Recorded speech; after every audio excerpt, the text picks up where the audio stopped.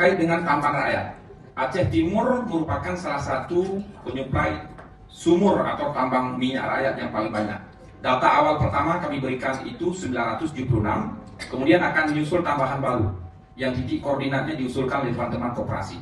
Dan ada 3 nanti Pak Taufik yang akan diusulkan, jumlahnya itu akan mencapai 1000 lebih. Dan semuanya kita sertakan dengan titik koordinat.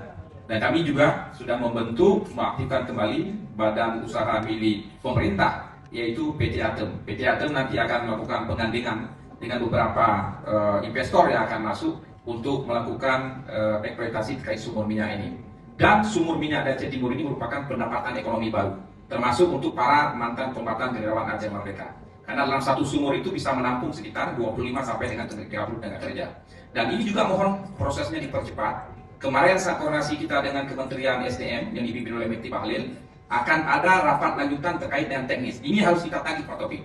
Kapan rapat teknis itu dilakukan? Sehingga di lapangan oleh korporasi. Karena Kementerian mengeluarkan statement, ini September kita akan beli. Nah, bagaimana proses belinya? Sementara kita belum melakukan tempat penampungan.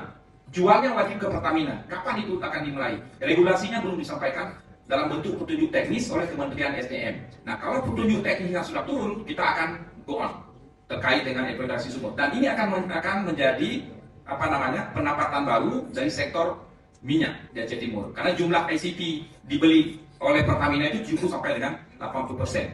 Ya. Itu Pak Gubernur, Pak Sekda, Pak Wakil Gubernur, dan teman-teman sekalian, terima kasih atas